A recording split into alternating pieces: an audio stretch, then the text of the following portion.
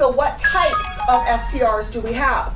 So according to Bill 41, City Ordinance 22-7, there are 2 types of STRs.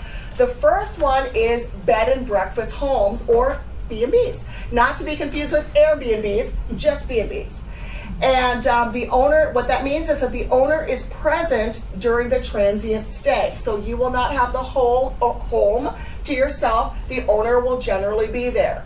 Up to 2 rooms per home may be rented. And then a maximum of 2 adults per room, because that's the other thing that they needed to build legislation around. Not only were these illegal STRs in place, but they were having groups of 10 people in one room, right? Because we're not going to be, just like Vegas, we're not going to be there anyway. We'll all just stay in the same room. So they were doing the same thing when it came to the bed and to the STRs.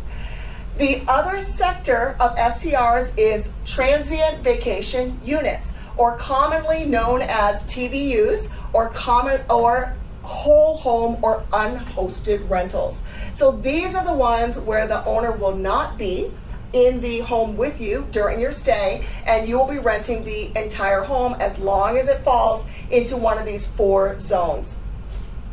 But same thing, maximum of 2 adult transient occupants are allowed per room. So if you had a whole home with 5 bedrooms, you could in fact have 10 people in there.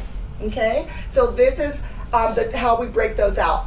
Tuan, do you want to talk a little bit about the bed and breakfast versus the TVUs? Well, you know, the bed and breakfast, I don't think the city and county they're issuing any more licenses for that. It's impossible to get. So whatever there is whatever there is.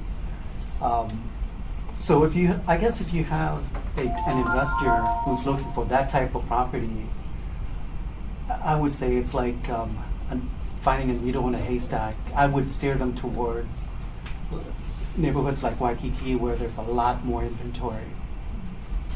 Yeah, the homeowners, whether it's Port Lock or Kahala, you know, they just got tired of spring breakers coming in and just totally ruining their neighborhood. So yeah, I don't think you're going to be able to find much of that.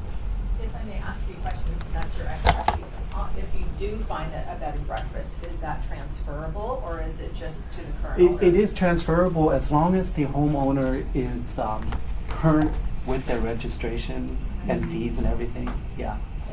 How does it fall into the NCUC, the non-conforming use certificates? It is a non-conforming use certificate, right? Yep. And so they're not going to issue any more. No. And if the owner doesn't file the renewal on time, they lose it. Right. Yeah. There was one recently in Kailua, but I haven't seen very many for sale. Yeah. Absolutely, and you're all absolutely right about that.